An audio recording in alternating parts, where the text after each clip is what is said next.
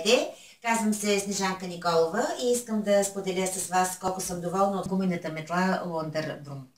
Отначало бях много скептично настроена към нея, но след като започнах да я използвам, всъщност се оказа, че тя върши много по-добра работа от обикновените метли, защото освен факта, че е гумена, с нея може да се мете, може да се мие пода, благодарение на тези плоски пластини, може да се забърсва и подсушава пода, благодарение на ето това приспособление. Както вече казах, може да се мете, може да се търка, може да се четка, може да се използва за какво ли не. Лично аз, откакто притежавам Wonder Broom, вече не използвам обикновени метли.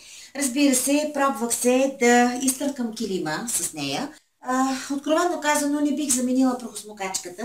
Но всички, които имат домашни любимци, всички, които притежават дълги коси, знаят, че задължително, дори след прахосмокачка, трябва да се мине с четка. Предимството на тази гумена метла е, че тя не разнася боклука, събира го и не се задръства, благодарение на гумените зъбци, които са така на известно отстояние, и е достатъчно само да се сложи намивката под течаща вода, за да може да бъде почистена лесно и удобно и веднага става като нова. Експериментирах с гумената метла, ползвах я за какво ли не. Дори изчистих плочките в банята. Трябва да ви кажа, че стана изключително лесно, изключително бързо.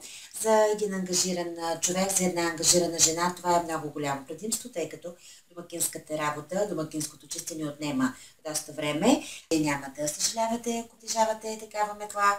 Започнете ли да я ползвате, със сигурност ще останете очаровани от нея. Приятно чистене и хубав ден!